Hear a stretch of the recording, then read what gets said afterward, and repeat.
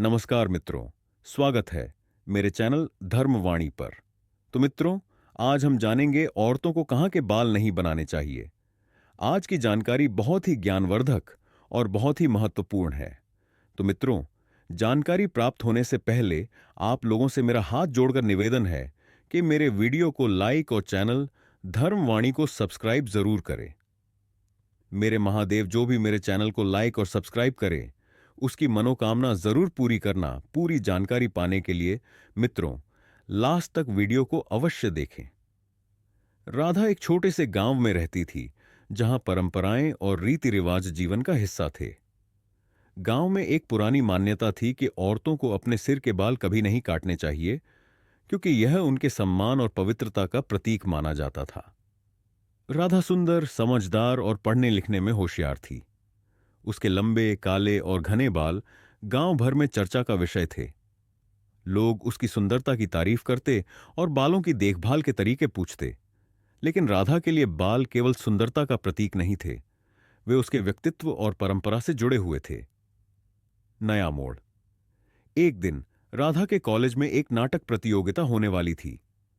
उसे मुख्य भूमिका मिली, लेकिन किरदार के लिए उसे अपने बाल छोटे करवाने थे। यह सुनकर उसके माता पिता परेशान हो गए। बेटा, बाल कटवाना हमारी परंपरा के खिलाफ है, उसकी मां ने कहा। लड़कियों को सिर के बाल कभी नहीं काटने चाहिए, यह हमारे संस्कारों के विरुद्ध है। राधा धर्म और परंपरा का सम्मान करती थी, लेकिन वह अपने सपनों को भी पूरा करना चाहती थी। उसने माता पिता को समझाने की कोशिश की कि यह केवल एक भूमिका के लिए है और उसके बाल फिर से बढ़ जाएंगे। संघर्ष और समाधान। माता पिता के मन में दुविधा थी। आखिरकार उन्होंने महसूस किया कि परंपराएं जीवन का हिस्सा हैं, लेकिन बेटियों के सपने उनसे भी ज्यादा महत्वपूर्ण हैं। उन्होंने राधा को अनुमति दे दी। राधा ने बाल कटवाए और अपनी भूमिका को बेहतरीन तरीके से निभाया। प्रतियोगिता में उसके अभिनय की खूब तारीफ हुई और उसने पहला पुरस्कार जीता। जब वह पुरस्कार लेकर गांव लौटी तो माता पिता उसकी सफलता से भावुक हो गए। सीख। राधा की कहानी ने गांव के लोगों को यह सीख दी कि परंपराएं महत्वपूर्ण हैं, लेकिन समय और परिस्थितियों के अनुसार बदलाव भी आवश्यक है। सम्मान केवल बालों में नहीं, बल्कि इंसान के व्यवहार और उसकी सोच में होता है। इस तरह राधा ने साबित कर दिया कि परंपरा और आधुनिकता को संतुलित करके भी सफलता हासिल की जा सकती है।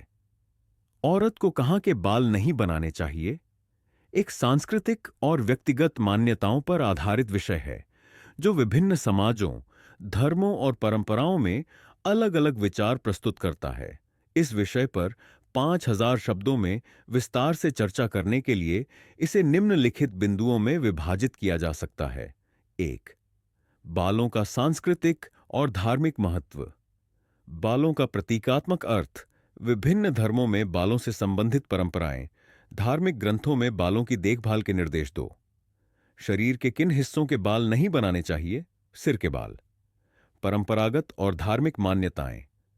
पुरुषों और महिलाओं के लिए नियम। आधुनिक समय में दृष्टिकोण भौहें, आईब्राउज। धार्मिक और सांस्कृतिक दृष्टिकोण। सौंदर्य के लिए भौहें बनवाना, हाथ पैर के बाल। स्वच्छता बनाम परंपरा, व्यक्तिगत पसंद और सामाजिक अपेक्षाएं। प्राकृतिक बाल, प्रजनन क्षेत्र। धार्मिक निषेध, स्वच्छता और स्वास्थ्य पहलू। 3. धार्मिक और सांस्कृतिक मतभेद। हिंदू धर्म में बालों के नियम। इस्लाम में महिलाओं के बालों की देखभाल। सिख धर्म में केश रखने का महत्व। अन्य धर्मों में बालों के प्रति दृष्टिकोण। 4. स्वास्थ्य और स्वच्छता के दृष्टिकोण से बाल हटाना। बाल हटाने के फायदे और नुकसान। डॉक्टरों की सलाह और स्किन केयर बाल हटाने के तरीके। Waxing, shaving, laser. 5. सामाजिक दबाव और सौंदर्य। मानक महिलाओं पर बाल हटाने का दबाव। मीडिया और फैशन इंडस्ट्री का प्रभाव। आत्मविश्वास और स्वाभाविक सुंदरता। 6. व्यक्तिगत स्वतंत्रता और निर्णय। आधुनिक समाज में स्वतंत्रता की धारणा, महिलाओं के अधिकार और पसंद बालों से संबंधित मिथक और सच्चाई। 7. निष्कर्ष, परंपरा और व्यक्तिगत पसंद के बीच संतुलन, महिलाओं की पसंद का सम्मान। आधुनिक जीवन शैली में परंपरा का स्थान। इस विषय पर इतनी गहराई से चर्चा करके सांस्कृतिक, धार्मिक, स्वास्थ्य और व्यक्तिगत पहलुओं को संतुलित तरीके से प्रस्तुत किया जा सकता है। यदि किसी विशेष बिंदु पर अधिक विस्तार चाहिए तो बताएं। तो दोस्तों, औरतों को कहाँ के बाल नहीं बनाने चाहिए, इस बारे में आपको बखूबी आज पता चल गया। तो मित्रों, आशा करता हूं आज की ज्ञानवर्धक वीडियो में आपको काफी ज्ञान प्राप्त हुआ होगा।